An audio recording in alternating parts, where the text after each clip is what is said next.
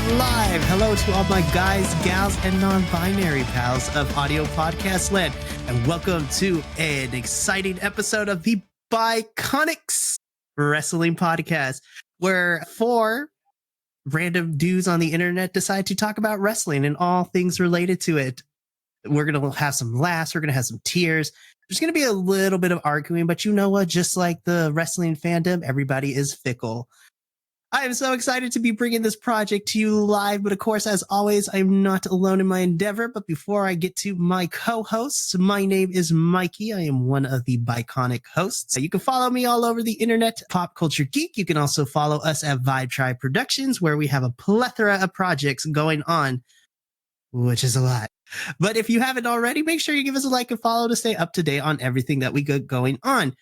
Like I mentioned, I am not alone tonight. I am joined by my three lovely co-hosts. So we're going to go around, introduce themselves, and then we're just going to jump straight into it. So first person to give us their little introduction is going to be Minnie. What's up, guys? Minimouse221, or my name is Evan. You can check me out on social medias. Same thing. I'm all over this Vibe Tribe stuff. You can catch me in 2 other games, 3 maybe, if I'm lucky, but what's up?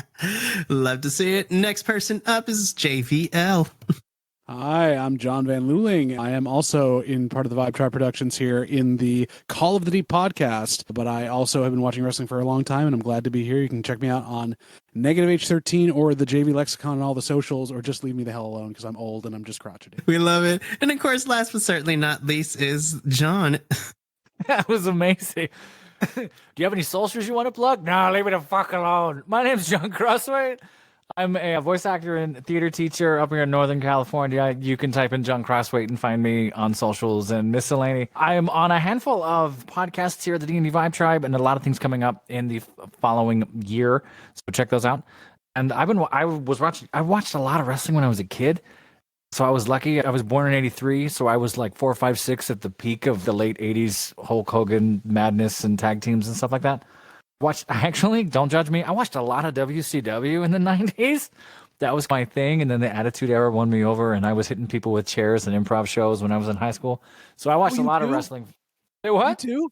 Oh, you What's too? the thing? If you were doing improv in the late 90s and you were in high school, you were hitting people with chairs. Especially It's going to hit body chairs. Yeah, scene wasn't going well. You just grab a chair, bang! It was great. you had folding chairs from Roosevelt, because unless you had those big wooden ones that hurt people, you knew how to hit them right, and it made a big sound. Yeah. All the time. Like you would do the 45-degree angle thing, so you hit the ground, not them, and just freak people out. Oh my god! No, I just got hit by the chair. Yeah. Say what? Just got hit by the chair. Surface area. You can put your hands up, so it's all. You still get hit, motherfucker, but Some people wuss out on you, and then they'd like back up as they had the chair, so then you're like chasing them with the chair, and then it just looked dumb. So That's very Hulk Hogan in the 80s, though, chasing someone with a chair and barely tapping them. So that makes That's- sense. yeah, he never knew that. There's a video of that where it's just Hulk Hogan. Oh, I can't think of the name of it. Terrible Sorry, chair Mikey. shots. I'm plugging somebody else's channel. But it's the thing where Hulk Hogan can't use a chair, and it's just him trying to hit people with a chair and just fucking it up. It's like, come on. Tapping them, missing them. Human. Oh my goodness. I'm so happy. This is going to be incredible. Oh, this is going to be amazing. I'm so excited to have my co-host here for this project. This is going to be great. And since we're already starting on the topic, a lot of us, as if you cannot tell already, the four of us have an extensive history when it comes to professional wrestling. Some of us have seen many iterations of professional wrestling over the last couple of years, decades, take your pick. And some of us are fairly new to it. So before we jump into everything that we're going to discuss tonight, we should give a little bit of a brief rundown of our history with professional wrestling. So I guess I'll go first since I have to be the fearless leader here. You can be a fearful leader. That's fine. There's plenty of those out there. Put 'em Yeah. up. Put 'em up. Oh Put my 'em up. gosh. Invade a smaller country and blame that country. That's all you have to do. Ooh, too real. Anyways. Oh boy. Literally shots fired. Literally shots fired. Oh my Shots god. Shots also fired. just- Joke's on you. You can also just petition the Idaho Council to be able to annex part of Oregon. You're all set. Oh my goodness. Anyways. Idaho. Is there anything they can't do? Ooh. Oh, Mikey, go. Go, Mikey, go. So really, I just not to spend too much time on it. My brief history with wrestling is I didn't know exactly what it was until maybe I got into high school. This is like 2009, 2010 is when I started watching WWE and watching the pay-per-views. And then I dipped off when I went to college, and it wasn't until maybe the last 7-8 years that I've gotten back into it. And now with the state of the wrestling companies out there, I feel like we're spoiled for choice when it comes to certain things. But we'll talk about it tonight because I had some fun parts this year, and there were some things I was like, maybe we should leave that in 2022. But I have a pretty good enough history. I grew up more with the modern wrestling state as it is. So your John Cena's, the Dave Batistas, like the early 2000s is when I went back. And then once I got more and more into it, then I went back and did my research and watched some of the older stuff. And I was like, okay, I'm more of the historian type, but I'm also up to date on the current things as well. But yeah, so that is my brief introduction in terms of my history with wrestling. Minnie, why don't you go up next, because yours is very interesting. I am the youngest of the group, so I started watching wrestling when I was 4 back in 2002. Oh man, that hurt. Oh god damn. Yeah, back when right before, I think it was 2 or 3 weeks before Cena debuted officially. So I started watching towards the Ruthless Aggression, and so I started really hardcore into it. Give me my walker, Jesus Christ. Oh man, I'm gonna take a back pill. Damn. Ugh. Yeah, I'm the young one, but former athlete that I did football and I did amateur wrestling. So I did try to be cool in the wrestling ring, and then never really worked. But I've been watching wrestling for 20 years now, give or take. It's been falling off because of issues in my life. I haven't really started picking it back up until this year when I joined the Vibe Tribe, and I was kind of like, hey, you like wrestling? I'm wrestling to my face. Oh my goodness. I love it. I love it. Love it. Since shots were fired, I guess we go to our more life experience members. So JVL, you can go ahead next. You know, back in my day, we didn't say things to our elders here. We brought guns and knives into the back of the backstage, and we beat up Bruiser Brody in Puerto Rico, and we took Yeah, we just shot people for the championship. And then they came back as undead wizard men. It was weird. It's easy to pin a son of a bitch when you shoot him. Exactly. He won't move at all. Kicks out after 10. Real coffin matches. They were coffins. I went with Inferno matches. It was easier to make sure we had a cremation of everybody. There's no evidence there. Hey, you save money on that. Exactly, except for the propane. I'm about as old as the professor is, and I got into wrestling like in those halcyon days too, like early Hulk Hogan, early WWE, Warrior, all that stuff. Watched on and off when I was very young. Was definitely into the whole big like superheroes as they were, and was very like taken along by my nose and shown where to go, and loved early Undertaker and all that stuff, and kept watching all the way up through high school. That was when, for me, that was the Attitude Era kicked off. So I was watching through then, loved Bret Hart, all that good stuff, and then get into Stone Cold. And I would tape the matches, and my friend and I would watch like a month worth of them up to the pay-per-view, like at his house after school one day, and really got into it there. And then did theater more and did a bunch of other stuff more, and then fell in with girls and realized that I didn't want to watch wrestling as much as hang out with girls. So I ended up doing that, and guys too at the same time. And so Ruthless Aggression really wasn't my age. I went to college, didn't watch for a long time. I couldn't see John Cena, so there was no reason for me to worry about that. And so I just made my way through there until I saw Chick Magnet Punk come onto the scene and enjoyed him. He brought me back a little bit. And then when I moved out to Chicago, I found a lot of improvisers in Chicago who were huge wrestling nerds. And of course, Chicago being the hotbed of independent wrestling, got dragged right back into it, including seeing so many shows with friends of mine in the burlesque community who did stuff with all the wrestling stuff out there. It was huge. So that got me back in right around 2009, 2010. And then I've been kind of like ever since flying through straight in my pants, everything loved there, and have been enjoying it ever since for what it was, and shitting on Vince McMahon for everything I can. I'm missing anything. Oh, I like the professor said also. I did watch WCW. I used to be that guy that would like on Thursdays would flip between SmackDown and Thunder to be able to catch the right things at the right times. And same thing with Nitro and with Raw. Like I'd try to watch both. Yeah. Oh man, this is great. And then of course, Professor John, you gave a little bit of your detail, but if you want to expand upon it, you have the floor, good sir. Sure. Yeah, I touched on it a little bit. My experience is similar to John's too, in that I was watching a lot when I was a kid. I watched it a lot in the early 90s leading up to the Attitude Era, lots of WCW stuff too. And this might a similar experience shared by many folks. By the time I got to like my senior year or getting into college, wasn't that it was like people would come up to you and go, you know, it's fake, right? It's this and this. And you always knew that, particularly being a theater person, and be like, yeah, I did a lot of theater and that's what I teach Stage now. So I was combatant. like, Stage yeah, combatant. now It's I do. fake. It's like, I know that's not real.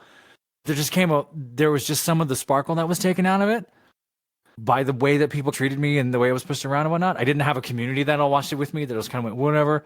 Then I was, at that same time, I was also watching K1 Fighting Championships on ESPN and a lot of other MMA things and stuff like that. So I got really wound up into martial arts and other stuff like that too.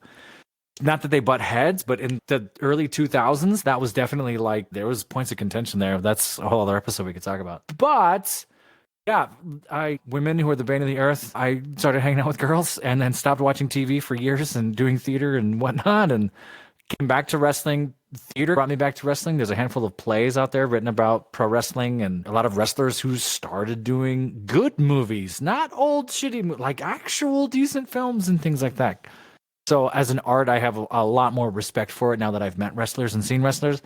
An anecdote, probably for another episode, when my classes got cut about a month back, and I knew that I needed to find another job, I actually looked at a local indie wrestling company to see what they paid and what they were doing.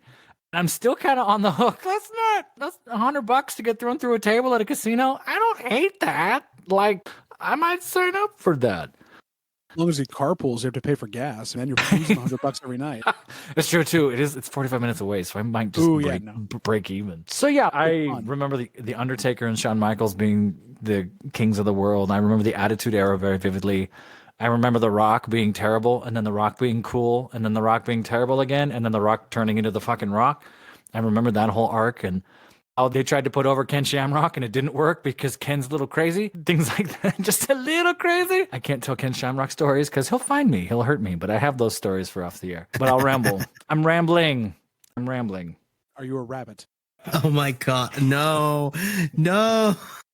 Oh, Mikey, go. Don't worry, because we're gonna talk about a lot of things. Because actually, that's actually going. So much anger in your voice. What happened? Not a lot. About a lot of things. We're going to talk about so much. We're going to talk about this, and you're going to hear us talk. Who knows? I might get angry with a lot of stuff, but we'll see. Because the first thing we're going to discuss is so this episode is going to be interesting, and it's going to be a kind of year in review special, so to speak. We're going to be reviewing a few things. We're going to review some of the major key points that happened in the world of professional wrestling. We're going to talk about our favorite and not so favorite pay-per-views of the year. We're going to talk about what some of our favorite matches were, who our top male and female superstar of the year is, as well as our hopes and dreams and other things when it comes to the world of professional wrestling in 2023. So let's just jump into the juiciest bit of this whole entire thing, because we're going to save the arguments for later. A lot happened this year in the world of professional wrestling. I'm like, just to highlight some of the stuff, but there was a lot of people that were released in WWE over the course of this past year, so that was crazy. And then a lot of them got rehired towards the midpoint of the year, which we'll get into a little bit. There's a lot of people leaving WWE. There was let's just jump into it. So a lot of the first half of the year was very WWE related, just many people being released, lots of questionable decisions. But I think the craziest one that happened was during the summer.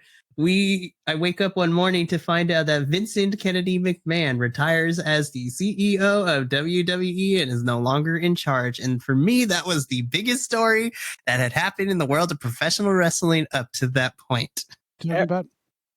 Yeah, who's this guy? Who's Kennedy McMahon? I've never heard of Kennedy McMahon. No, wasn't Kennedy on the MTV? She was a VJ for a while. Now she's like a Republican. Yeah, she's on Fox News or something. Yeah, she is not back and to the left.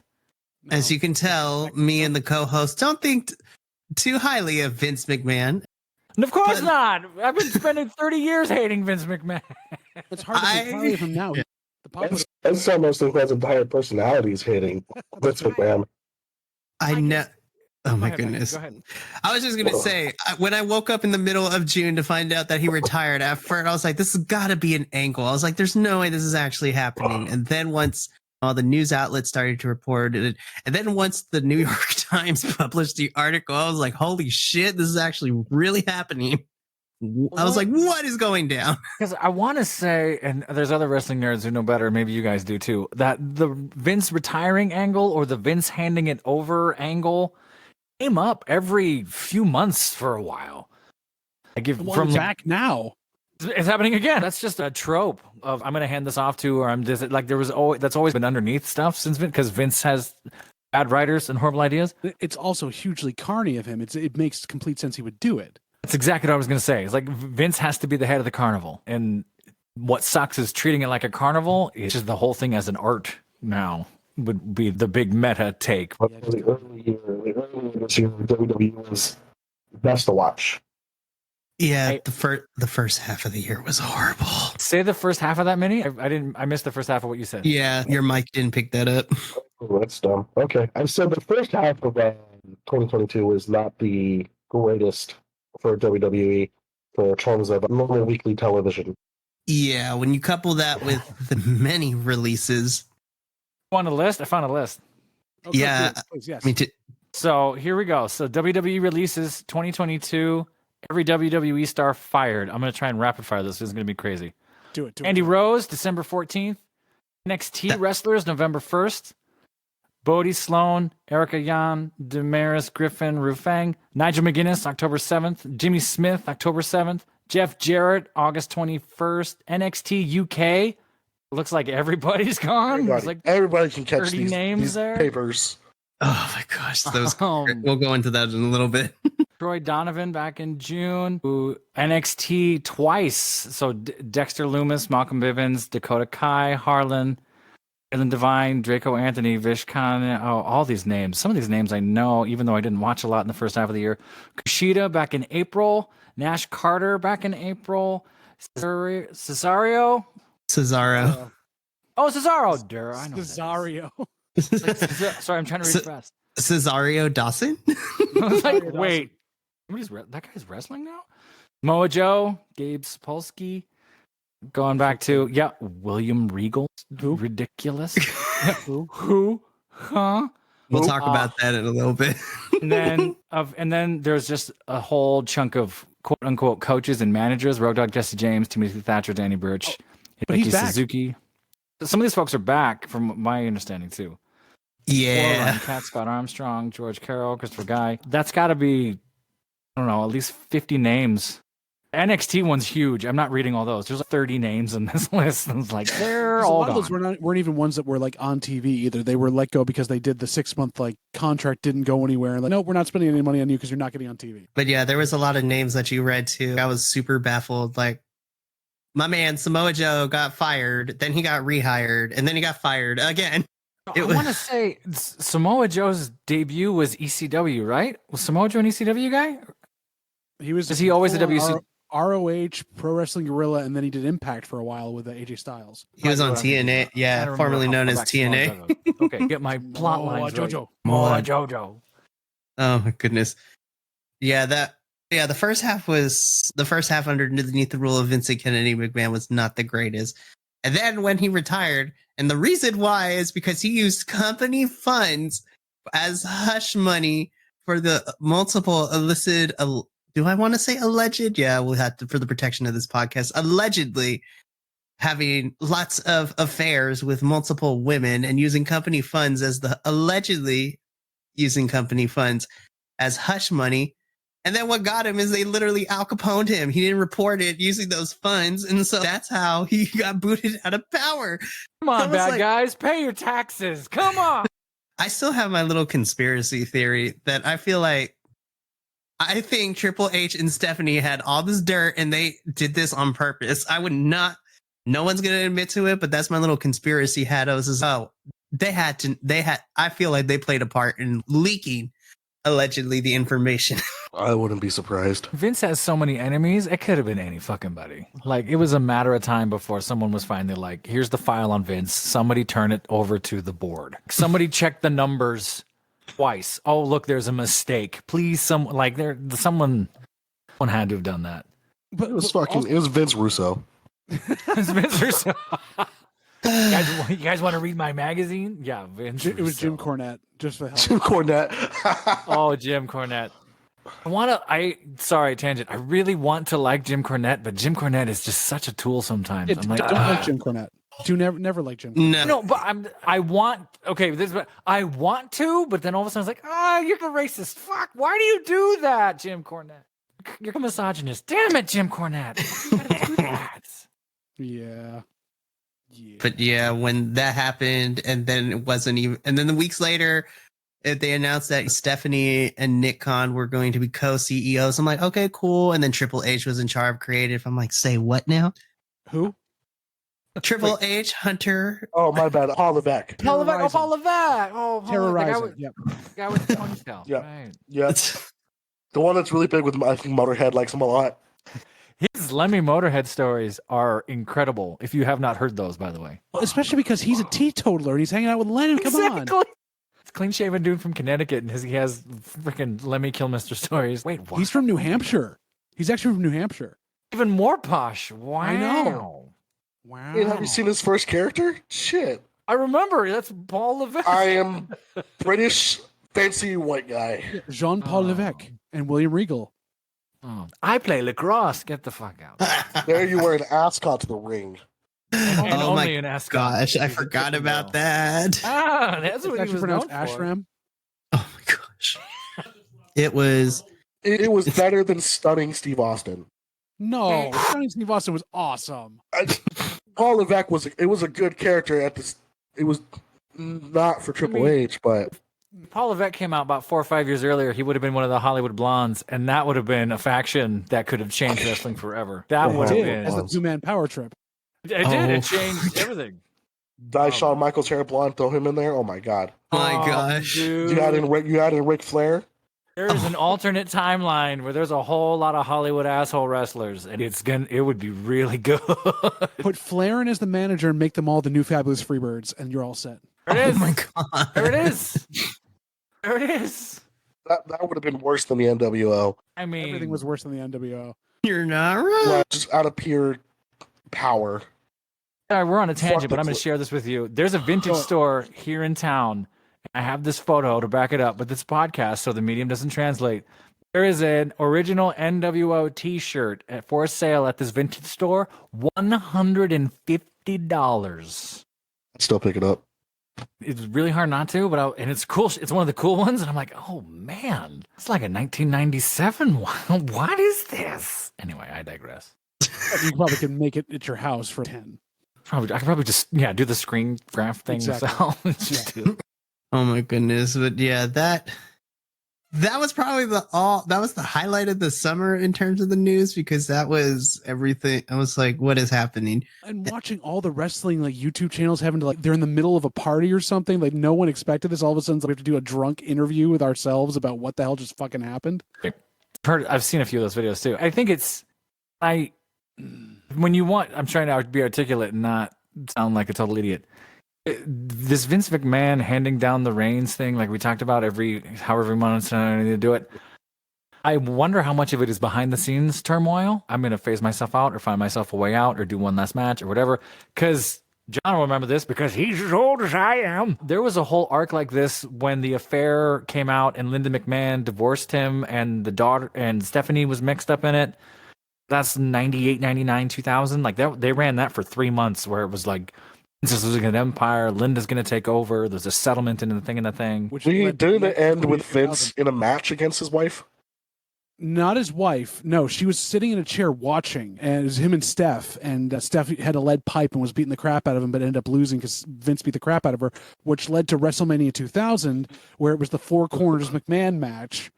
There it is. That's what I was trying to think of. There it is. Good knowledge. That's. Oh, I remember that match. Remember rewatching it. So weird to watch. Just the wrestling's notorious for this. Sorry, Mikey, this is not the podcast you wanted. Wrestling has got notorious with that. Here's what's happening behind the scenes. Let's make a story arc out of it. Sometimes it's fantastic. And look what happened between Matt Hardy and Edge. You're not wrong. That was incredible, real life heat. But then it ended in something that Edge should not have won that feud, in my opinion. But They botched it wholeheartedly, but it was fantastic TV for a while. For anyone who's an actor or who has done like actual trained, like given circumstances, borderline method stuff, you start to go crazy. Like it messes with you. I don't know. Humans are weird. Yeah, that whole saga was very interesting. And then once Triple H, Paul Levesque, Hunter, however you want to refer to him as, All Hunter Levick the third. Go ahead. Sorry. Rising. Triple HPT or PL. Triple HPL.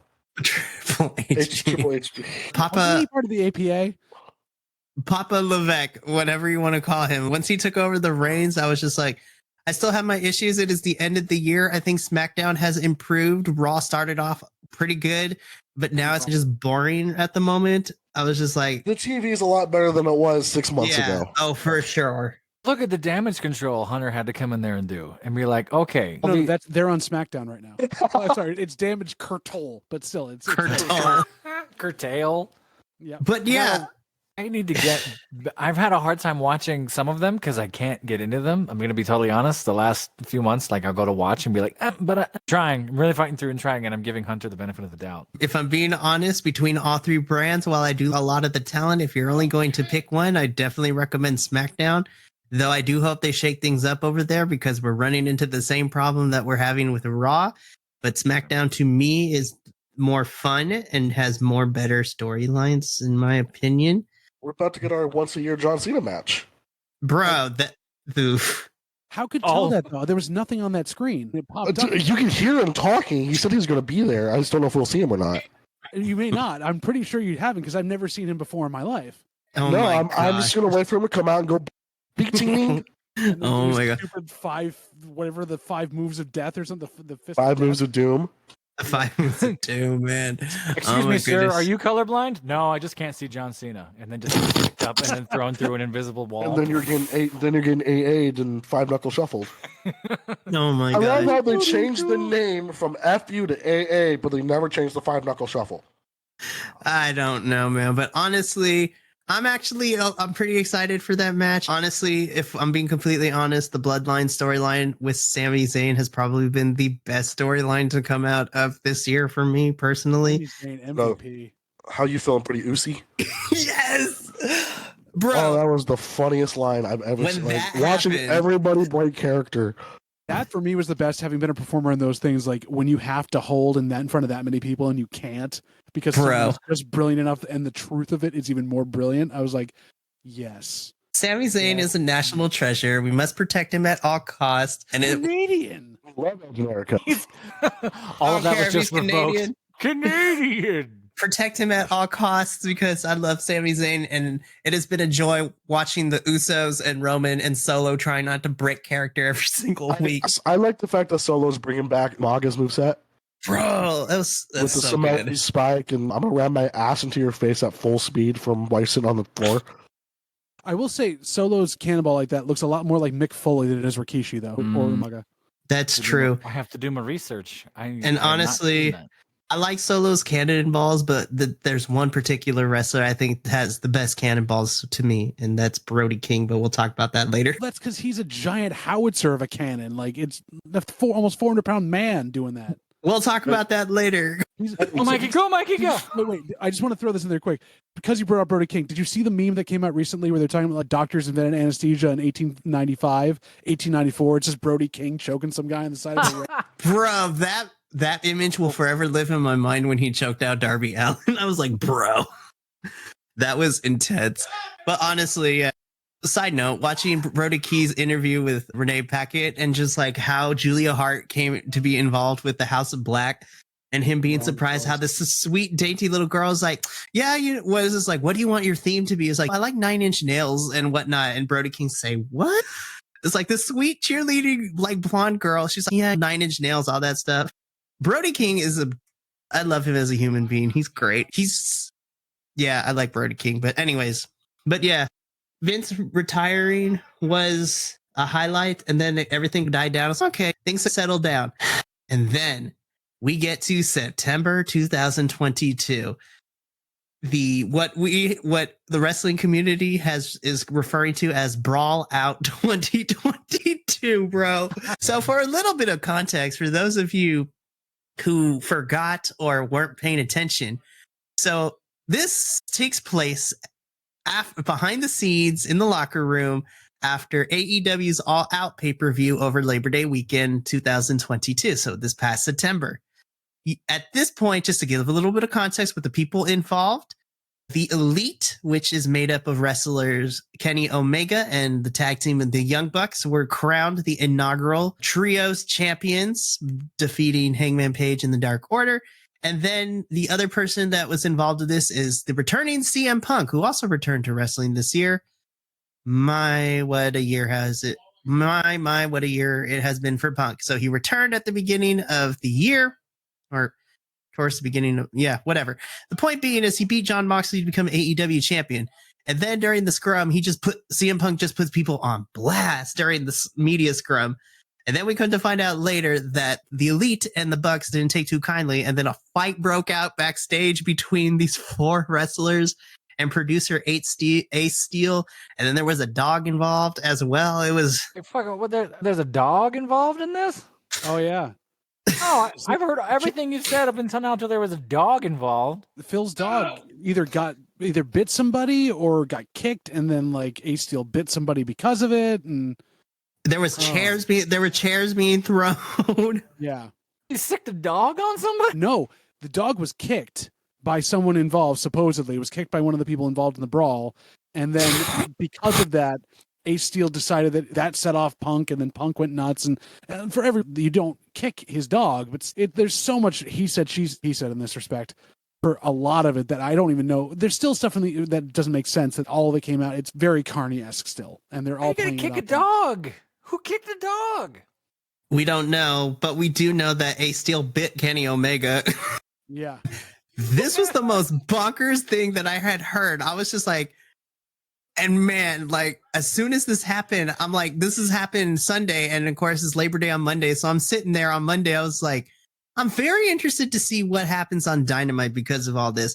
And man, boy, oh boy, did things take a turn. Because then once Wednesday Dynamite came on days later, we find out we have 2 different tournaments, one to crown an interim AEW champion.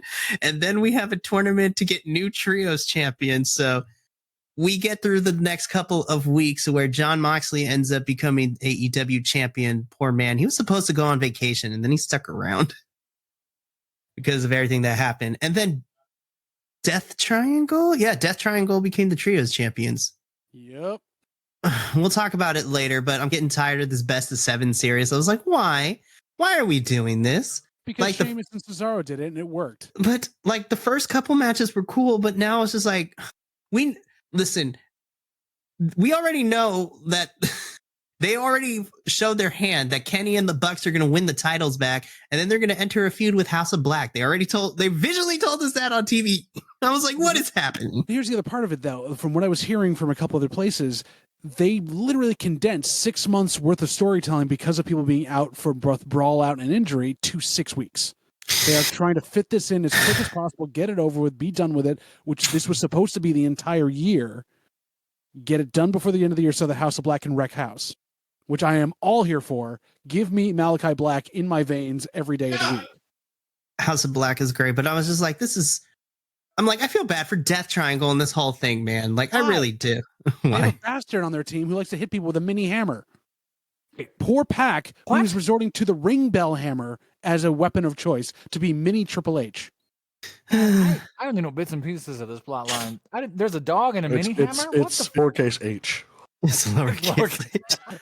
But yeah, Brawl Out was intense. Like, it was the talk of the town. And then when you couple that with injuries and then with all the storytelling got thrown out of whack, Jon Moxley decided he couldn't afford to take a vacation, so he had to step in and he stayed. But I was just like, this man was supposed to go on vacation. Like, that was crazy. But another crazy one for me that happened this year was Cody Rhodes leaving his baby AEW to go back to WWE. That shit was I was I was like, what is happening, you guys? I was very because I was not as familiar with the brawl as I should have been, but I had Cody just started Rhodes like is the son of Dusty Rhodes, just so Yes. you're clear, and he's the brother of Dustin. Okay, I'm just making sure you're up to speed. love them. Okay. No, I know the Rhodes family. You're a Rhodes scholar. I'm a Rhodes scholar. I'm so smart. That tag team was a lot better than people give it credit for. That's true. I had just started watching. I was like 6 weeks into watching it consistently, and then Cody was like, "I'm gonna leave." Fuck it, I just got here. Okay. It wasn't the worst idea. The timing was right. The money was good. Hey, and WWE let him keep the American Nightmare theme song, all that other stuff. That was bananas to me. I was like hearing it at WrestleMania when he fought Seth Rollins. I was just like, bruh. Harris is spectral, then gets in a match at Hell in a Cell with a torn pec. That was bananas. We gotta talk about that later because that might be a pick of somebody's. Are you foreshadowing here, or are you just saying that because? It's not foreshadowing. It's a premonition. Ooh. But yeah, Thanks, Paul Heyman. honestly, those two things were the big things for me. But some smaller things like that was like, what is happening here? Talk about my favorite. What the fuck? Yeah, go for it. From you knew 2022 was going to be terrible for at least the first 10 months of 2022. Shane McMahon, number 4, Royal Rumble. We'll get into that more detail because I have feelings on that. Ooh. We're talking about that later. We're talking about that now. Yeah, that's gonna be part of the best and worst pay-per-views. I'm gonna let you take a guess on that. We'll talk about that later. God, then. yeah. I don't want to ruin Yeah. anyone else's premonition. But yeah, so that was crazy. Some other things that had happened. Stephanie McMahon stepping down and then having to come back to be CEO, like literally I stepping know. away to dodge the scandals that were coming that she saw coming from Vince. And then she had to come back. Yeah. Stephanie was like, you know what? I'm gonna take some time. I'm gonna spend time with my husband and my children. And then this died. Nearly just died at that time too. Let us not forget. But That's some something that yeah. been awful. We're just learning the last few weeks how close Triple H was to. Oh, I was dying. He was dead on the table. Yeah, He was really dead on the table. And they glossed over it a little bit, and you knew something was not right, and when reality blurs there for a little bit. But then I didn't hear that until I don't know. He did an interview, and they talked about it, and then dead on the table thing came out not too long ago too. Yeah. Wait, what? Yeah, steroids will fuck your body up. Yeah, exactly. And I was like, I'm thankful that Triple H did not die because, like, we don't wish that upon anybody. And I just want you to take care of yourself. But yeah, some other things for me too that have been very interesting this year. At the beginning of the year, because he's been missing for the majority of this year due to it, Big E breaking his neck was very scary to watch. Like, I already expressed my feelings when it initially happened, and I was just like, this man. I was like, yeah, it was horrifying to watch it happen. I was like, oh no. I was like, not Big E, not Big E. It was a freak accident too. It wasn't anything like that they really could control at that point. He just came down wrong. Yeah, it was bad. And I felt really bad because, like, for a while, I know that Ridge Holland was getting so much hate for it. And the wrestling fans are toxic anyways, but internet wrestling fans were horrible. Like, at this point, they were coming after him for a few months, actually. Yeah. And, like, it died down by March, but even still, poor Ridge, man. Like, it was a freak accident. It wasn't his fault. Everybody was coming after him, blaming him, and just getting updates from Biggie. I was like, we don't know if he can return to wrestling ever at this point. So I'm like, oh. He's very lucky he had the neck he did to save his life, basically. If you've learned anything in the last 30 seconds, don't do steroids and work your traps. But I've yeah, heard about the Big E thing I heard about the Big because I was watching G4 while G4 was still going over the summer. Yeah. And Austin Creed had said something, had tweeted something about it, about, hey, my older brother this. And I was like, wait, what? Because I just watched the video where they're just talking dirty things and laughing, not too long.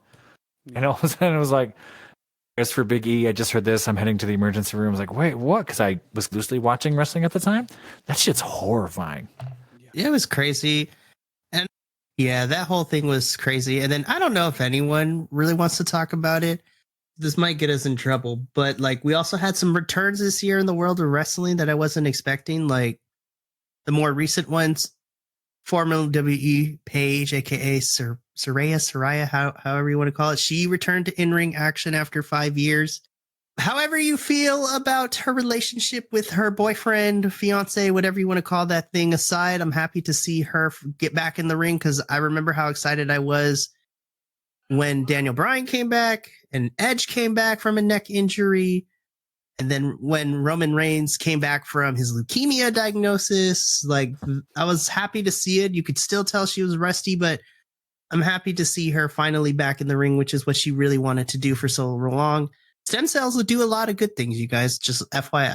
And apparently DD Yoga also saves lives. Yeah, that saves a lot of lives. Like we joke, but like DP Yoga has saved so many legends' lives. Saved them from like saved them from like addiction and like Jake the Snake. Oh, who was it? Someone I can't remember who it was. Someone credited DP Yoga with walking again. Oh Jesus! Yeah, he was a paratrooper. I'm not crazy. His back got all fucked up from all the landings, and he just got really big because he wasn't moving. Right. DP Yoga dropped like 150 pounds, and now he's walking, doing like handstands and shit. Yeah, handstands, headstands, all that stuff. This is a tangent, and this might be another episode, Mikey, where we talk about wrestlers and their other careers or business ventures. Oh my gosh. DDP's career, like each chapter, seems like every 20 years he's a different person. Yeah. He like just done crazy, didn't start wrestling until he was 35, like learning how to do it, like this incredible shit. Oh my goodness. But yeah, for me, those were some of the highlights of 2022 in wrestling. And the lowlights at the same time. And the lowlights, yeah. Let's just keep the highlights and the lowlights going. So let's talk about the best and the worst pay-per-views of this year, because everybody had some different picks. We might some overlap. I only watched 2.5, so we'll talk about them. So for a disclaimer, of the four of us on this podcast, I probably have a tougher time in the sense that I've watched way too many pay-per-views across 3 different brands of wrestling. I guess 4 if you want to count NXT as its separate brand, but technically it's still under the umbrella of WWE. But the point being, I watched a lot of pay-per-views this year. Are they still pay-per-views, even though they're on Peacock and like available next day on demand? If you watch AEW, yeah. AEW and Ring of Honor and the big 4 Impact pay-per-views are also still like actual pay-per-views you have to pay for. I still watch the hour-long Ring of Honor specials when they come on and things like that. Still, they're in syndication now, even though they're not around. We'll talk about Ring of Honor because that's part of my hopes for 2023. Bro. All right, so where do we want to start with the best or do we want to start with the worst? First, we talked too many good things. Let's talk about horrible things. All right. What's going to make us talk more about the worst of the best ones anyway? So that is true. All right, so let's start with the worst. Who wants to go first? And I blew it saying this a little bit earlier, but I carved out time in my dumb schedule to figure out an afternoon to sit with a buddy of mine that I've known for 20 plus years to watch the Royal Rumble back in January. And he was like, you haven't seen a pay-per-view in a long time. I know you're doing wrestling stuff. I know you're playing this slightly erotic Viking Santa and this other thing. You should come watch. We're going to hang out. We'll do this thing. Yeah, sure. So I hung out there for hours watching this. He's a tough dude. And he was surly from the moment it started.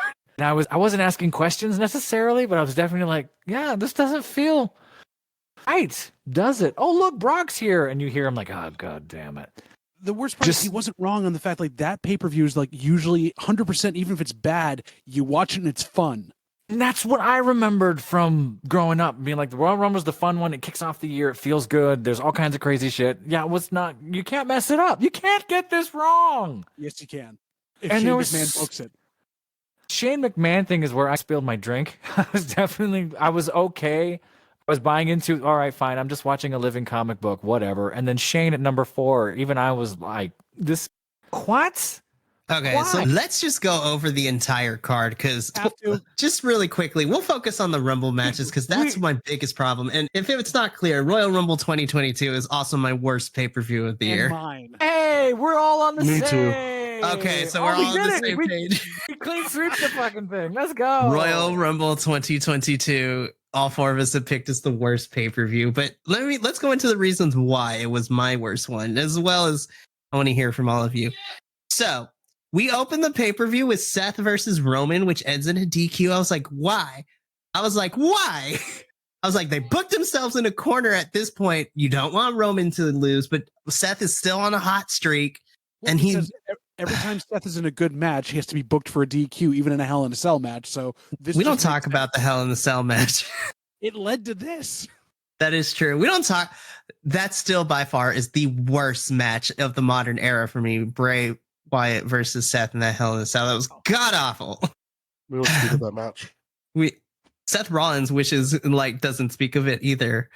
But yeah, that I was so upset. I was like, why is this a DQ? I was like, at this point of WWE booking, they booked themselves in a corner. You can't have Roman lose, but you don't make Seth lose either. And so what do? They go back to the regular playbook of let's have a DQ finish. And have John Moxley to stick in there to be a third wheel and break everything up. Oh my goodness. It already had started off bad. And then we get to the next match, which was the Women's Rumble. Okay, between the two, I enjoyed the women's one a little bit better. But let's talk about the precursor to this.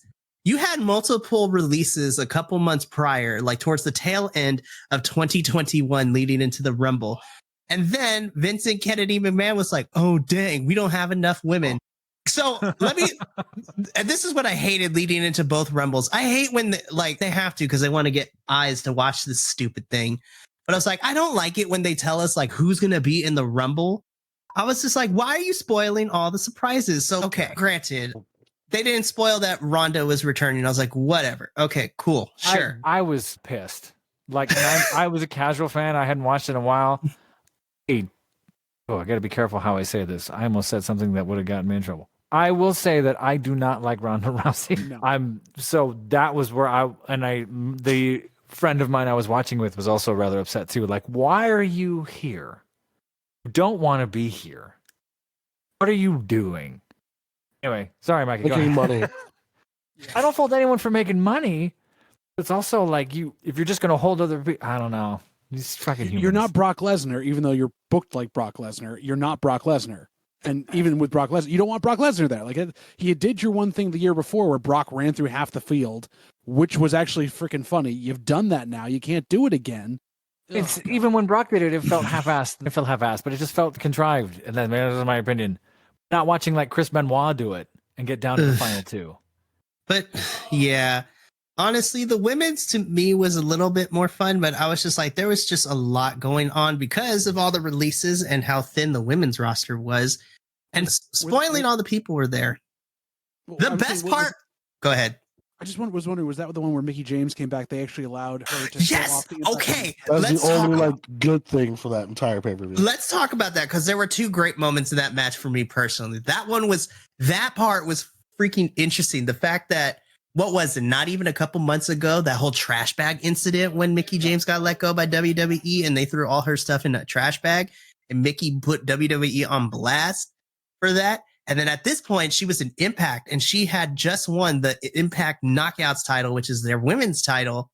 And the fact that she appeared at the Rumble with her Hardcore Country song from Impact, and the fact that they, on the little graphic, it introduced Mickie James, Impact Knockouts champion, was bonkers to me. I was like, wow, they're actually admitting there are other promotions. Yeah, she had the belt. And she came in with the Knockouts title. I was like, whoa. That was crazy to me. The other great part for me personally was that little bit when Ivory came out because I thought that was fucking hilarious. And it was right to censor Ivory, which is the best. Yeah, to censor Ivory. That was like the best part. Then we get down to the final three. I figured Bianca wasn't going to win because she had won the year before. I was like, okay, that's fine.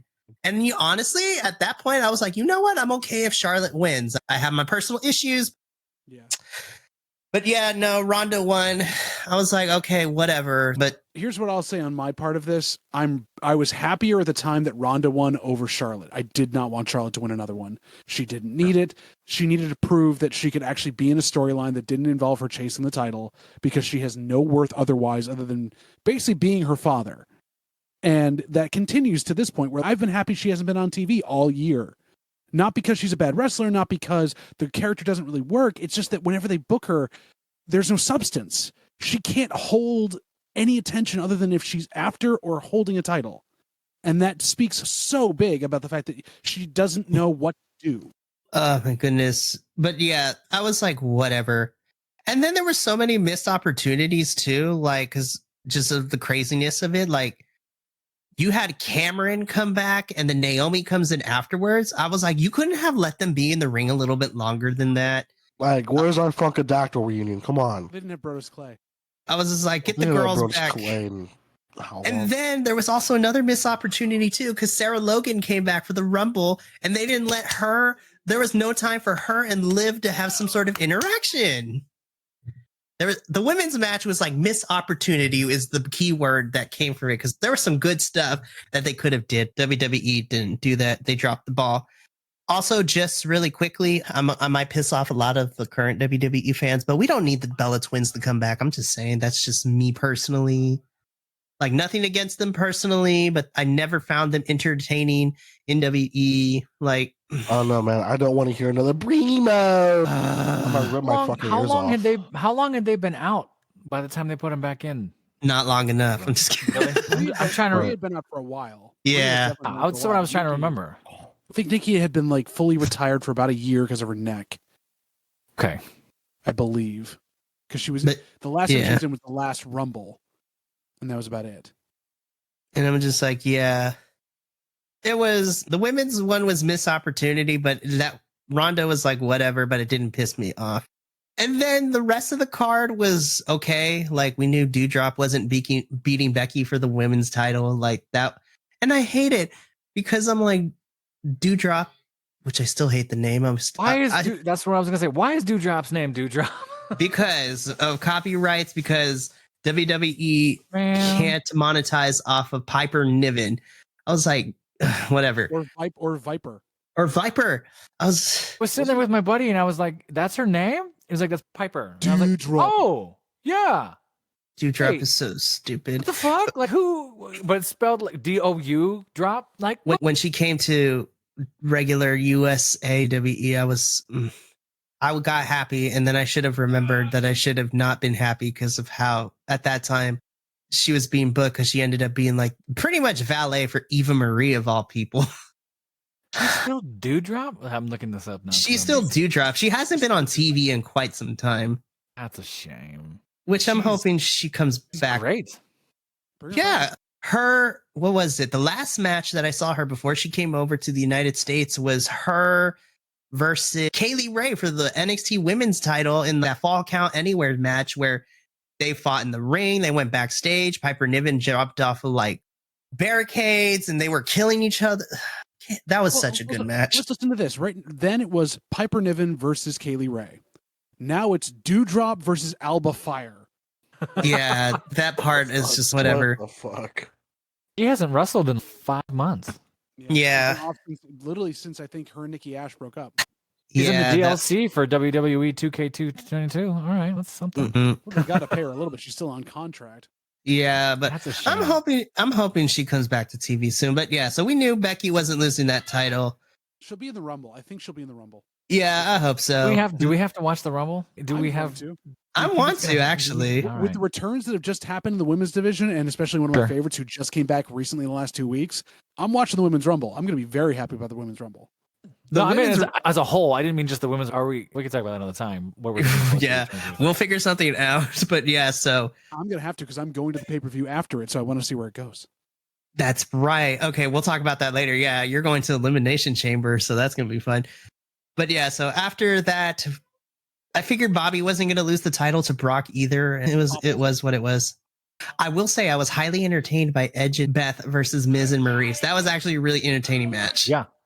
The entrance was worth it just for those two coming in. Oh, it was so good, and the right people won, in my opinion. I was like- sorry, go ahead. I was just gonna say, I was just like, you know what? People give Maurice a lot of shit, but I was like, you know what? She doesn't make me that mad. I was like, she's not the best wrestler, but you know what? She served her purpose, and she was great. The significant other of my dear friend who I was watching the Rumble with, the reality show of the Miz. Yep.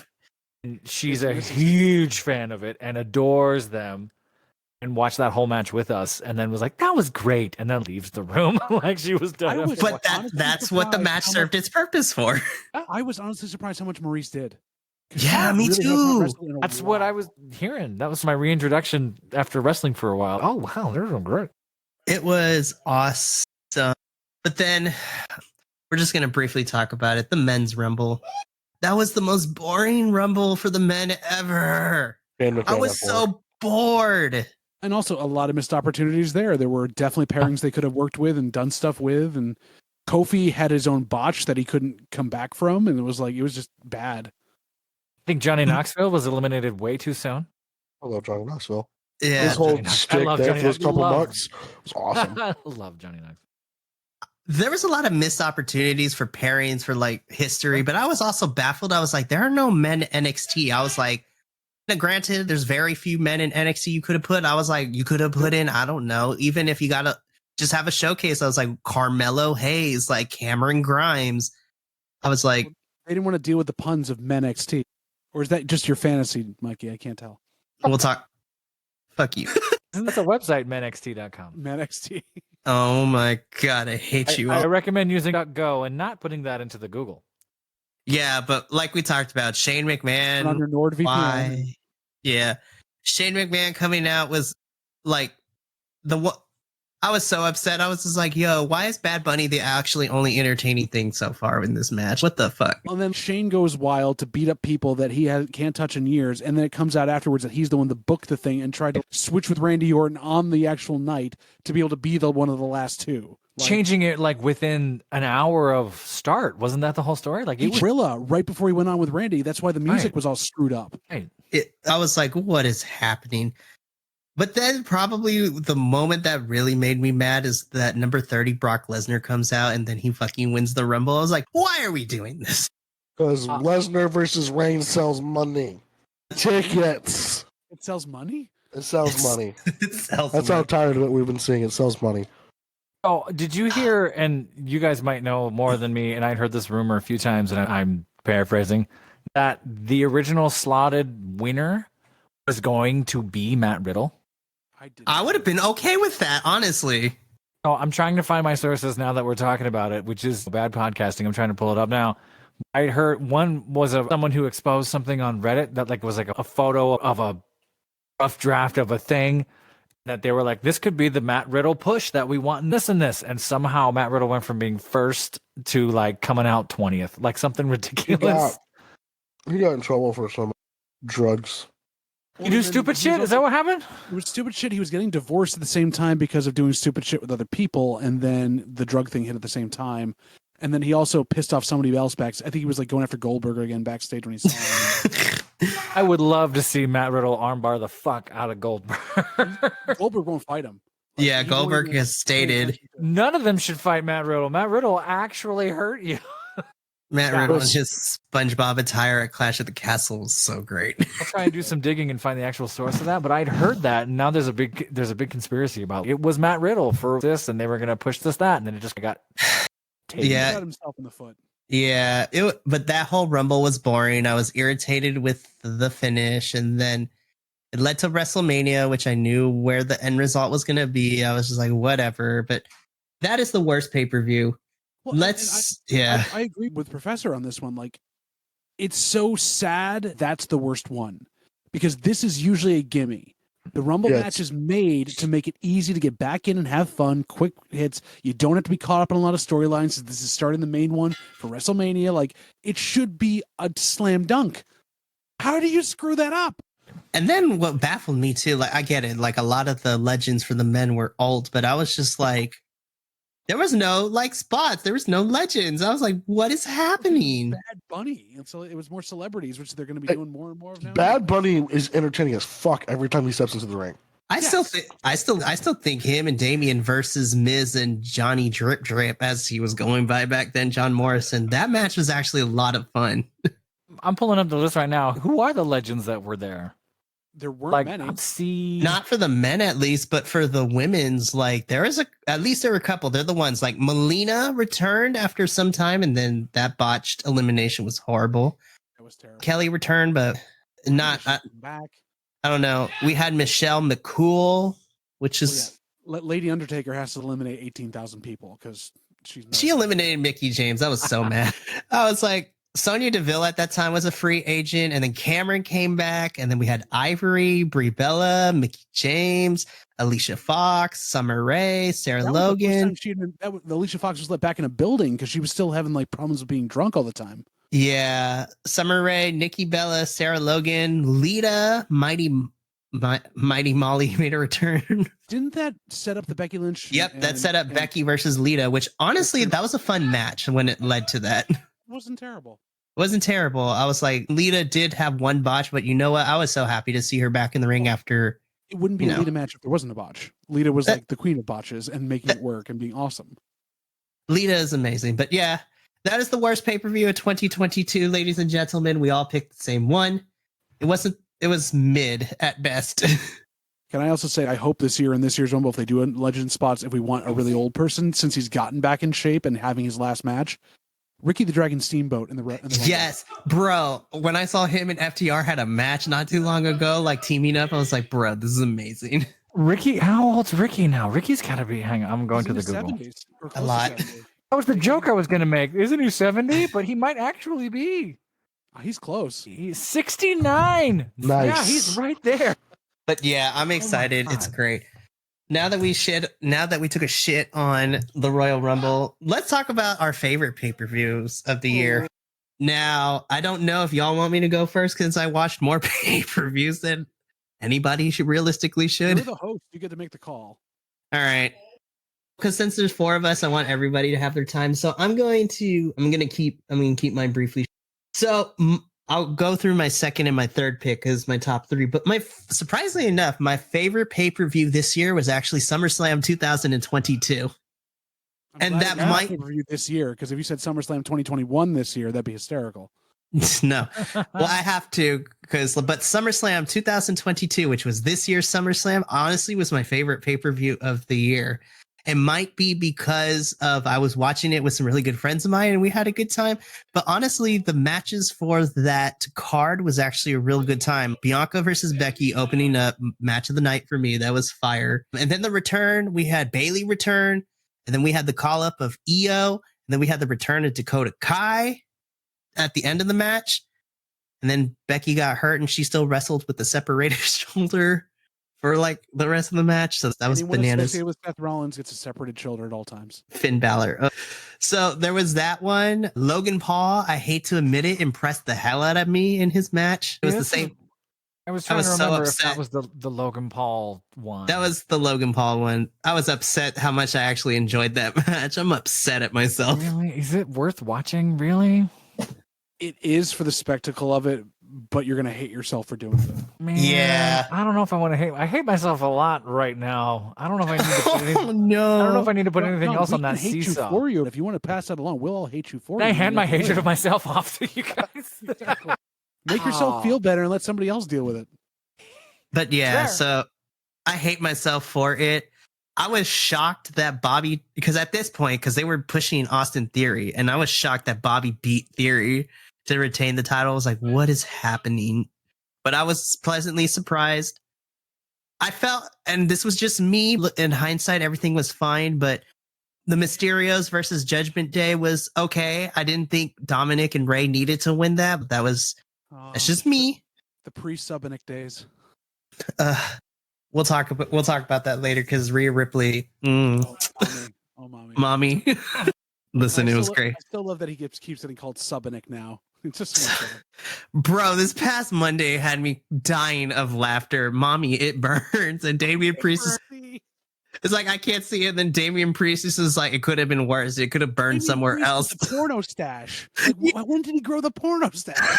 What the fuck are you guys talking about? Listen, What? Judgment Day has become probably the funnest thing. It's so good. So Dominic Mysterio has left his father, joined Judgment Day because of Rhea Ripley. Because Rhea is mommy now. Because Rhea's mommy. And that's what the meme is. And Yes. Dominic is busting out his Eddie Guerrero and calling himself Poppy. But now everyone's making fun of him because they were saying instead of Dom or Dominic, it's Sub or Subinic. I mean, she is dressing all in leather and chains. I don't blame him, though. It's Rhea Ripley.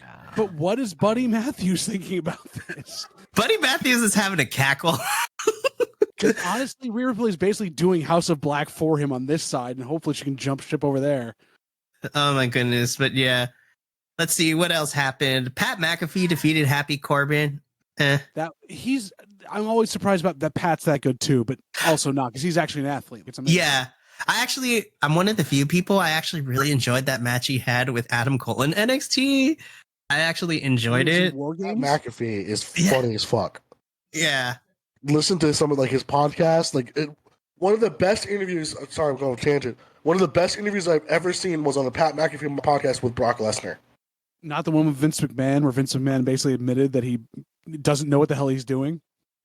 We all knew that. We all knew Vince had no idea what the fuck he was doing. It's Vince McMahon. I mean, we all. It's weird seeing Brock in this kind of light. It was different to see Brock as a human. Smiling. He was smiling. He was cracking jokes.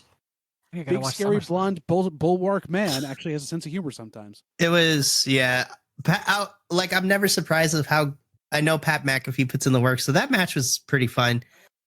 The Usos and the Street Profits for the tag titles, I'm going to be honest, I was a little disappointed but then you couldn't top anything because this is technically a rematch from their previous match, not a month ago at Money in the Bank. And that match was my match of the night at that pay-per-view. That tag team match at Money in the Bank was fire. And then this one was delivered a little bit. And then I thought we were going to see them break up, but now that we fast forward, they're still together as a tag team. I was like, oh, okay. I should rewatch this SummerSlam, even though it has Logan Paul in it. You can skip that match if you really want to. The highlights are out there. You can see him do the giant stuff he did, but yeah. Yeah. I like The Miz, though. I might watch it to watch The Miz, though. I'll defer to y'all if I dig it up. I might dig it up. You want to? Then we got a really short match. Yeah.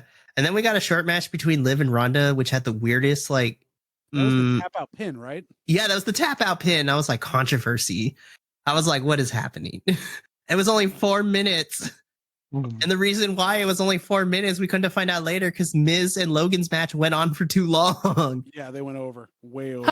Their match gets cut short because of Logan Paul. And they booked Liv into oblivion because they can't let her actually win, which they needed to at that point to cement her, which was the worst part. Yeah. And then we got the crazy spectacle that was the last man standing match with the whole tractor moment of Brock. I loved that. I loved that part was great. This is real then. I saw 1 or 2 YouTube clips of this. I saw some memes of it when it happened. Mother drove a tractor down into the thing and then they fought on the broken ring with a tractor.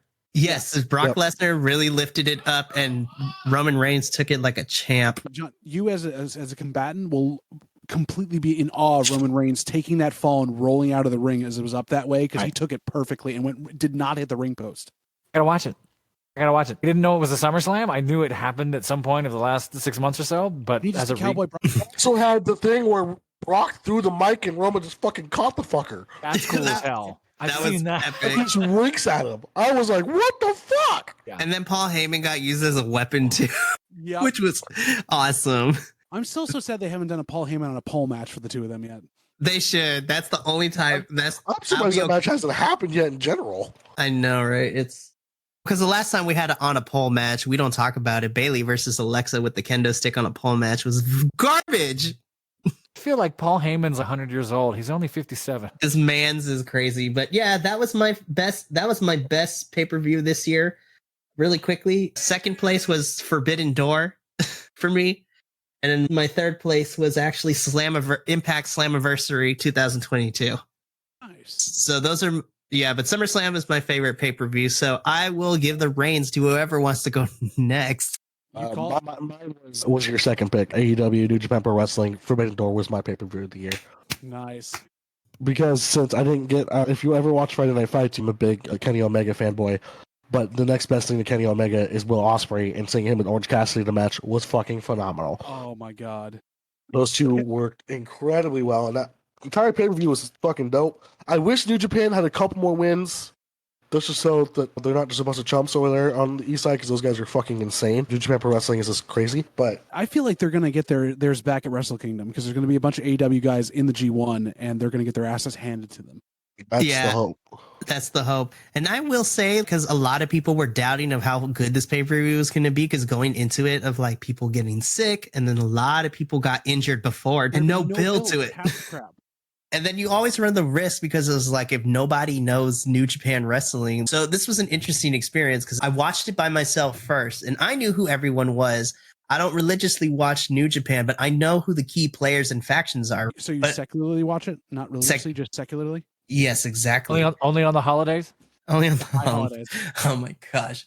But it was such an interesting experience watching Forbidden Door a second time with my friend who has never watched any or heard of any New Japan people. And just seeing the authentic reaction of how much he enjoyed it, I was like, yeah, New Japan's great. But yeah, I really enjoyed that pay-per-view. And they pulled off a hell of a couple matches, which we'll get into in a little bit. Dude. Some of those matches made my favorites list.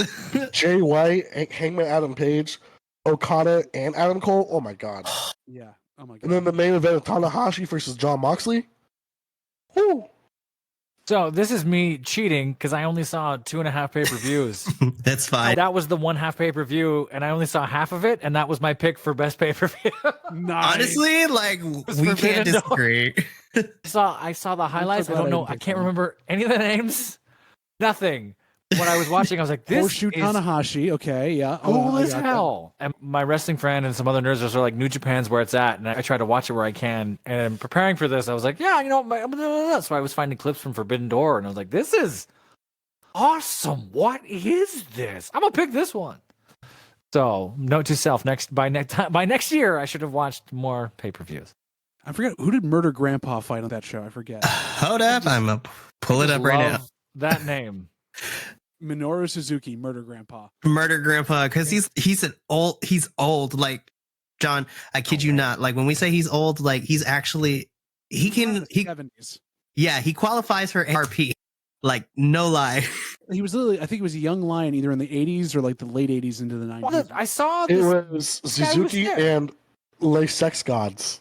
Oh, that's my right. god. They defeated Eddie Kingston, Yumono, and Yuta.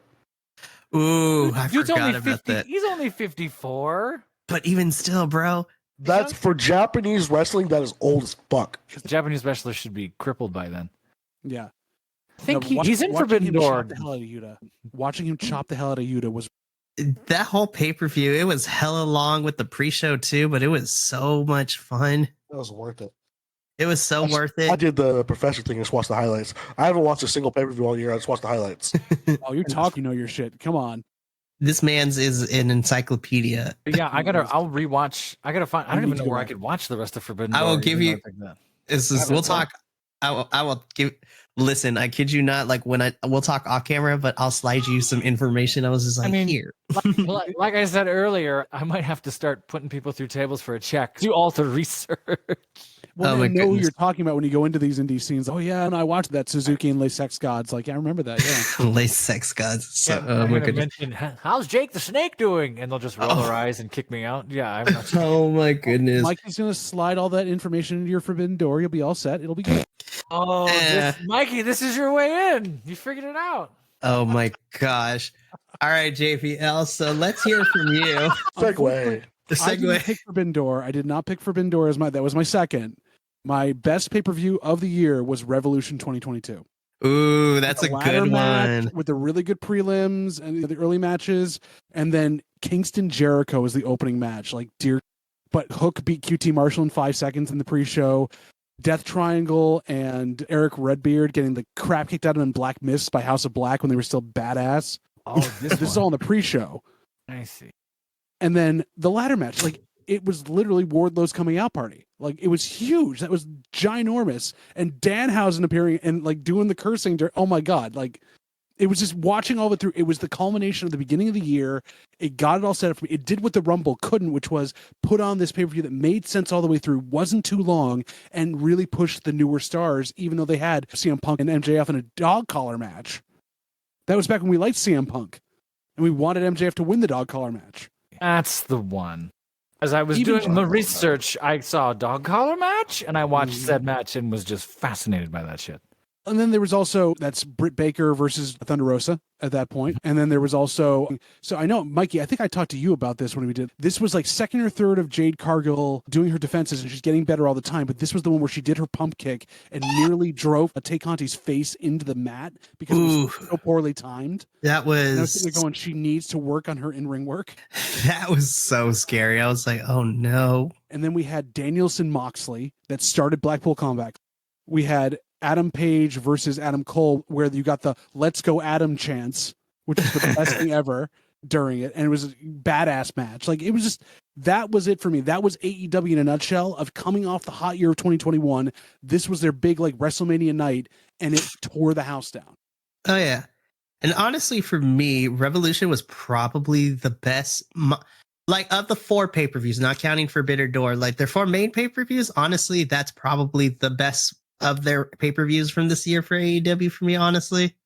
I felt it was better than Forbidden Door because, one, there was no build to Forbidden Door, and unless you were tied into NJPW, while the work was good, while everything worked really well, if you weren't invested, it was like you had to get into gear to enjoy it, even though like you had all those amazing matches. Whereas with this, if you're an AEW fan, you're watching the big pay-per-views, you were already invested in everything else. Wardlow had been going on for months, and you wanted to see this come.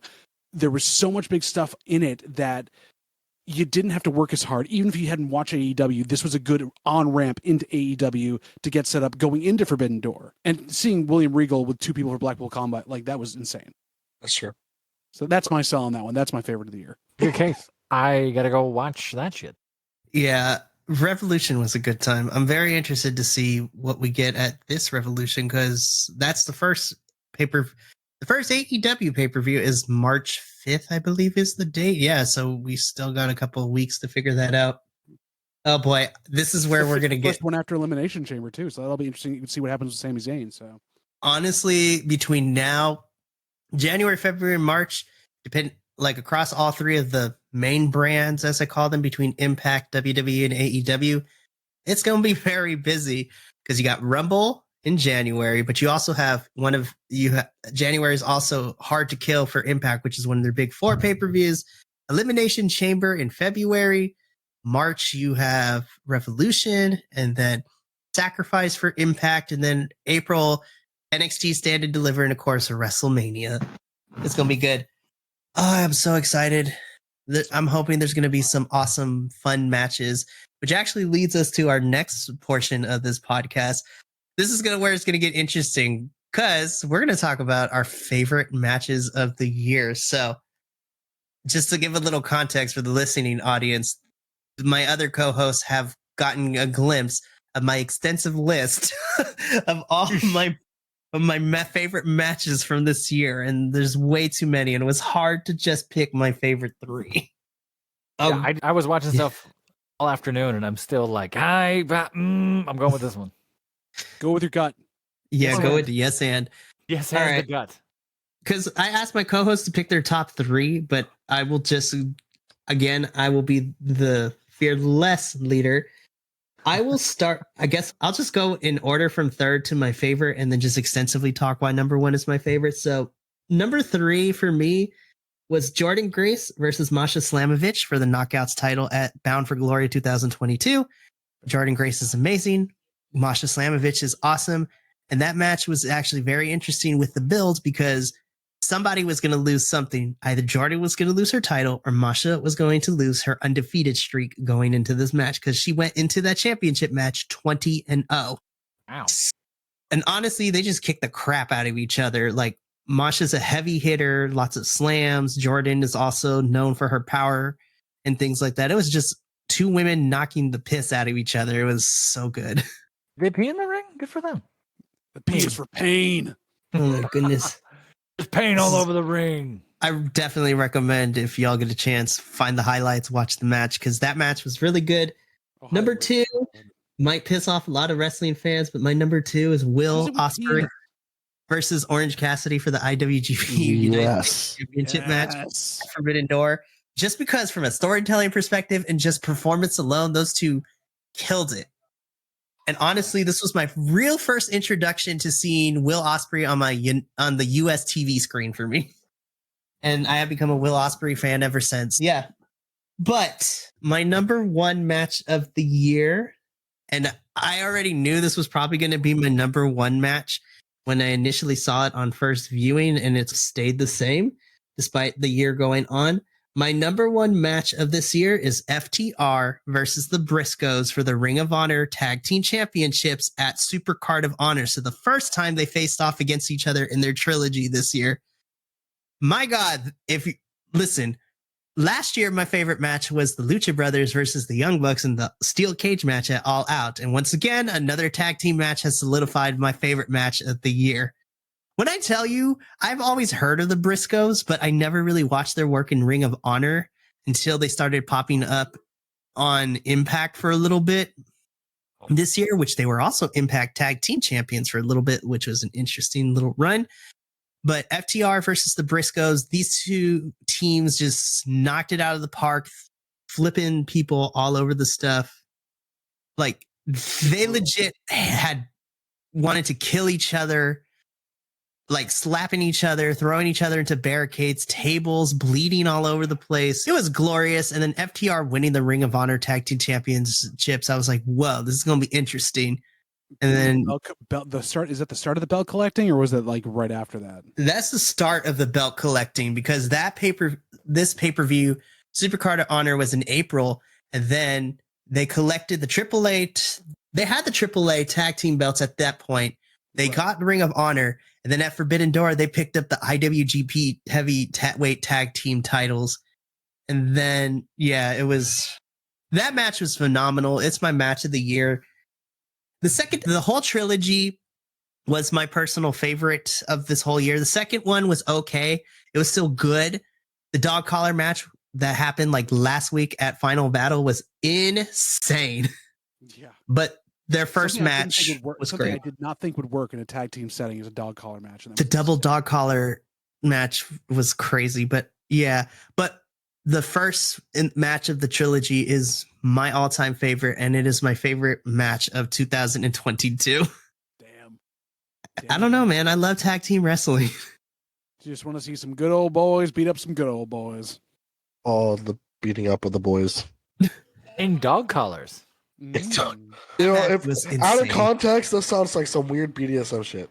Isn't it, though? That's not what we're talking about? Oh, my bad. It's not a threesome. It's not a threesome, right? It's not a threesome. Is that what you're saying? Is that what you're saying while it's happening? It's not a threesome. It's not a threesome. That's like yelling no homo? Seriously. Different podcast. I'm just surprised that everyone's so surprised that pro wrestling isn't so homoerotic, and it's literally built into it. Right there. It's right there. Then get oiled up in Speedos and rub on each other. It's right there. Ric Flair's called the Nature Boy. It's right there. It's right there. But yes, Mikey, that's a great pick. That is an amazing pick for a match of the year there. That's awesome. Yeah, so now I throw the reins over to whoever wants to go next. Same order? Sure, why not? Okay. Number 3. My number 3 was Orange Cassidy and Will Ospreay. That was my number 3. My number 2, I might get some hate for this one, but I think this one match was actually like super entertaining for what it was. Stone Cold Steve Austin, Kevin Owens at WrestleMania 38. That match was entertaining as fuck. This is the go-kart one? This was the Oscar Anywhere. Oh, where he was driving him around in the ATV, right? Yeah, I believe. Yeah, so. I think, yeah. Drove him over, yeah. And the bumps that Steve Austin was taking at his age were just fucking awesome. True. Amazing. And this one, it was Ric Flair, Jay Lethal, Jeff Jarrett, Andre. I'm just kidding. That match was terrible. If you want to watch an old man get the shit kicked out of him, watch that match. That match was in the ring 3 times. Oh, that was hilarious watching Undertaker and Mick Foley. Just the pure disappointment in their faces watching that match. Bret Hart actually looks angry. If you want to watch old people get pissed off at another old guy, that's where you watch. My number 1 match was Seth Rollins versus Cody Rhodes at WrestleMania 38. You almost said Kenny Omega. So I was like, wait, that's a dream. I want to watch that now. But yeah, again, torn pectoral match. No, at WrestleMania when Cody returned, that was actually a banger match. That was a banger match. You knew it was coming because of him leaving, but at the same time, I was like, they had picked like a perfect opponent for him.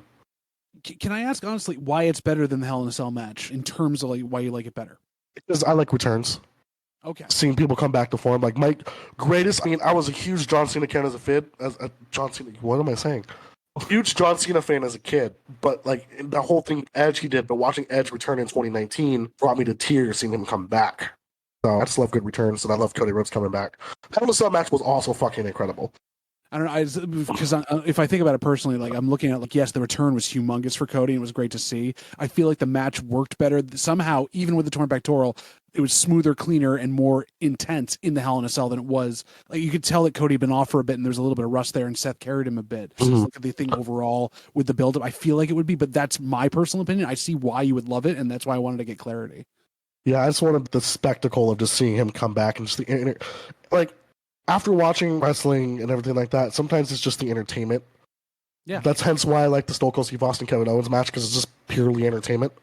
But it was also it was incredible. And if I want to watch like good technical wrestling, that's where the Orange Cassidy Will Ospreay match is. Because Kenny Omega didn't really do much this year because of being injured and then getting suspended because he got bit by a dog. Ace Steel's are definitely a dog. Funny how that happens. Yeah, people get so. Like... But I mean, the match with the Elite versus Death Triangle, that match that happened before that was really good. Yeah, because they're all just great wrestlers. It makes sense to me. I just wanted to get clarity because I was sitting there going in my head. I'm thinking about like it wasn't the best match, but I can see that with everything tied into it. Yeah, it was just seeing Cody Rhodes because I watched Cody Rhodes when he first started in WWE and seen him come back, start AEW, do all this crazy stuff, and then come back as his American Nightmare character after his fall from grace when leaving WWE the way he did. The neck tattoo, yep. And see him come back, and then the reception he got. It was just all cool seeing that. And not a lot of people come back from a neck tattoo. That's really hard. That's really hard. It is tough. Yeah, and it's off-putting because that's the only tattoo on his body, but... No, he's got his dad right here. Oh, that's right. A dream.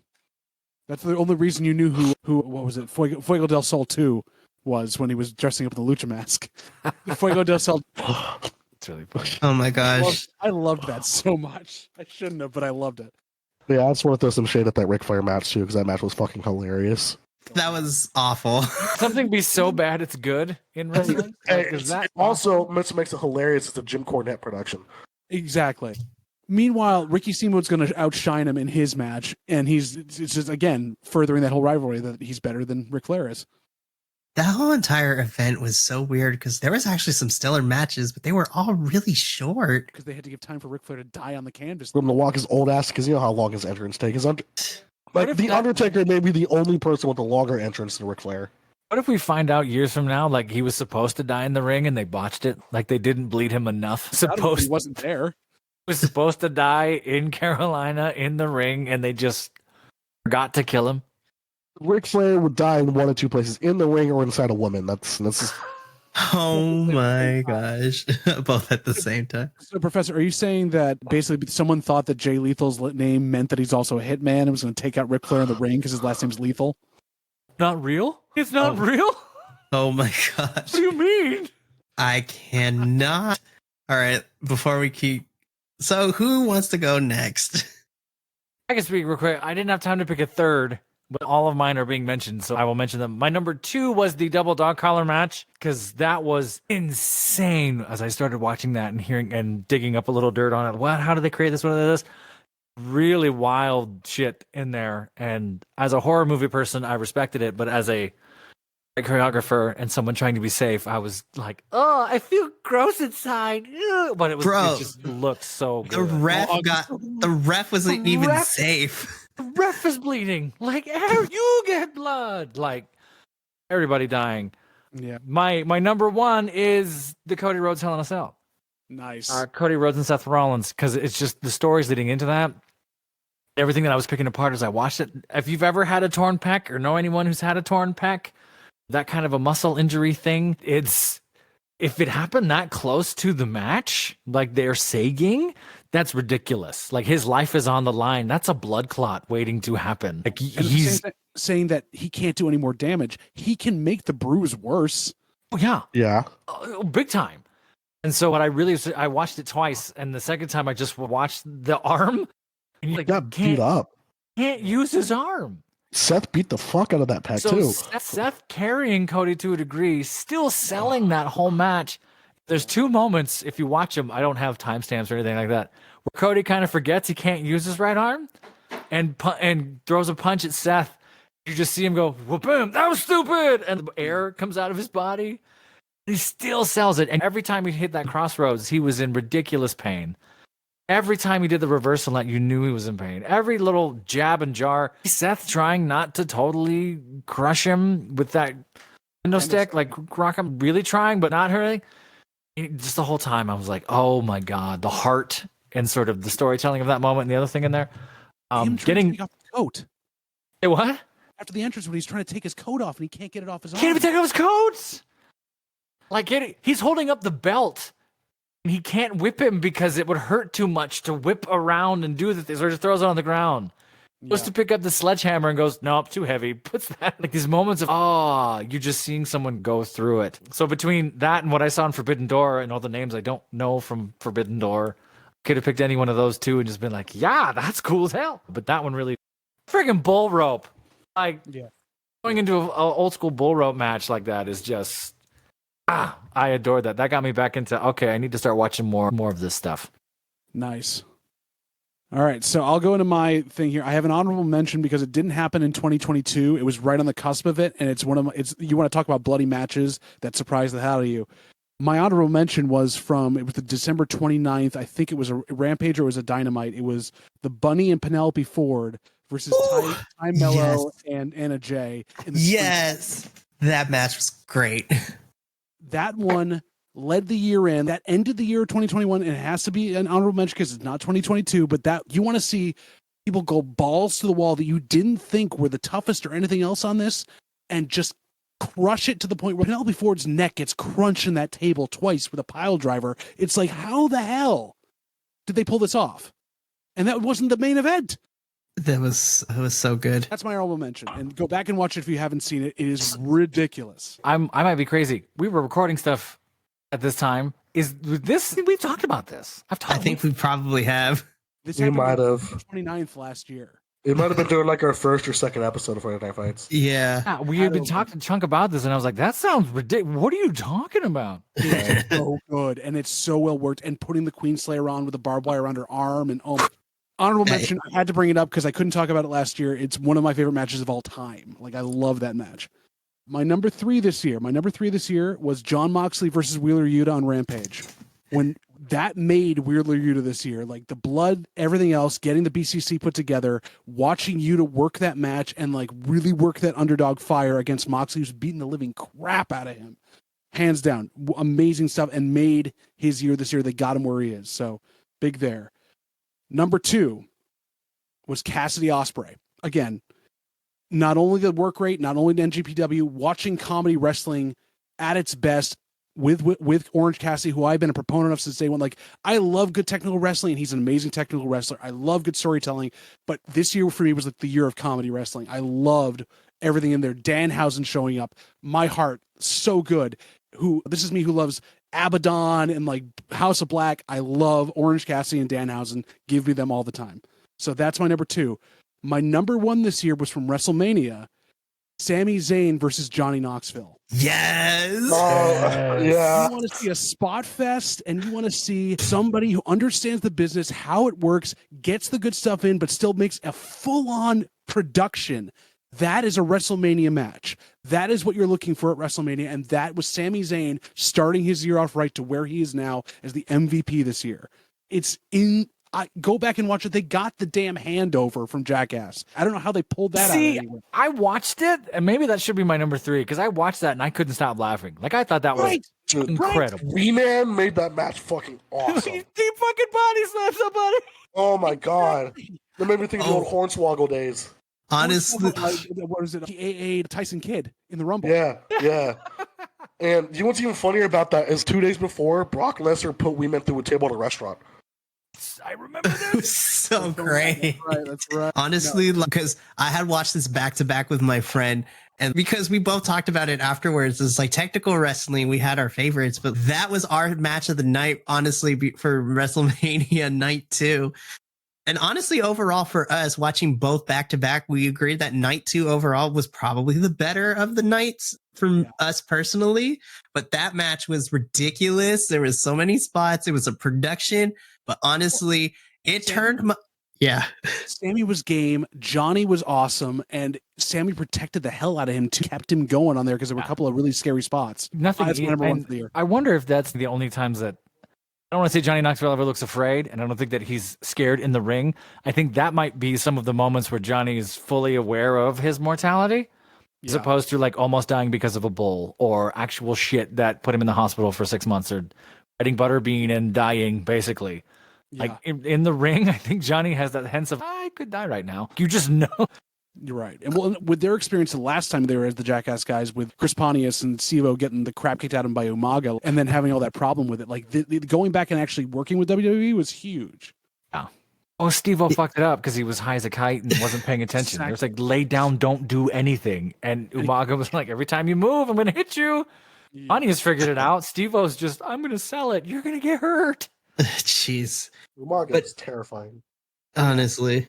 Those are some really good picks. I like that. We had some similarities of our top three, but I liked how every match we had as our favorite was different from different promotions. Really quickly, before we go into the next tough topic, some honorable mentions because I narrowed it down to top 10, but I was like, I only talked about my top three. Listen, I watched a lot of wrestling, and this is where people are either going to like or hate me as a co-host after this. So here we go. So you already know my top three matches, but going from the list from 10 to 4, my honorable mentions, number 10 was Mox versus Yuta on that Rampage, which made Yuta, which was great. By the way, his matches with Daniel Garcia, each time they faced each other, they got progressively so much better. And I really enjoyed their match, that final battle this year. They're going to have an amazing down the road when they take a time off and they come back to it. They're going to have the best wrestling matches out there at this point. Yeah. Number 9 actually comes from NXT, surprisingly. I think you're the only one that liked anything from NXT this year. That's because my number 9 pick was Nathan Frazier versus Axiom in their third of the best of 3 trilogy. That third and final match between the two was banger. I wish that they got more time because it was only like 10 minutes, I think. But even still, those two can always go at it. And I enjoyed the trilogy as a whole, but that third match was really incredible. I loved it. I still hate the fact that they put a stupid luchador mask on A-Kid, but whatever. And they stole the whole gimmick from somebody else. So yeah, I'm just like, the whole superhero gimmick is masked luchador thing is stupid, but I can't take away A-Kid. I can't take away A-Kid's talent because that kid, I really enjoyed him in NXT UK, and I hope they utilize him because he's fantastic. Team him up with Scripts at this point now? It's the two superheroes, him and Scripts. Oh my! Please don't put that out in the universe. I'm happy to see Reggie back on my screen, but I'm like, this whole Scripts thing is stupid. Why are they doing superhero stuff and not getting Hurricane? Where is Hurricane? Give me Shane Helms. Everything about him. Oh my goodness. Molly. Oh yeah. Listen. Oh my goodness. But anyways, yeah. So number 8 was the Fatal 4-Way for the inaugural AEW Transatlantic Championship between Pac, Miro, Malachi Black, and Clark Connors. That match people was that are no longer working that much, and then Clark Connors. I had no idea who he was, and I was like, oh, he's the person from New Japan that everybody's gonna beat the shit out of. And then towards the second half of the match, like they made me believe. I was like, oh shit, he has a shot. Yeah, and the fact that he was only in this match because he replaced Tomohiro Ishii because Ishii was sick and he couldn't be a part of this match. No, he got hurt. He got hurt, not sick. He got hurt. His knee. Because Ishii had beat him to get this match or on television. Yeah, Clark made me a believer, and Pac winning was great. That whole match was actually really good. Love Pac. Pac's so good. Yeah. He's such a bastard. So number 7 might be a head scratcher for some people who don't follow Impact, but number 7 is Mickie James versus Deonna Purrazzo in their Texas Death Match at Hard to Kill this year. That match was amazing. Like Mickie James, the champ, for taking a guitar across the face, and just Deonna has done so good after being released from NXT. I will say, taking a guitar to the head is not as painful as it seems. I have done it in school. Worried about getting stuff in my eye. That is true. Yeah.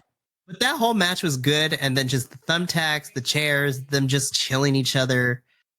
Honestly, that match was really good, and Mickie retained her Knockouts title for that, so that was a lot of fun.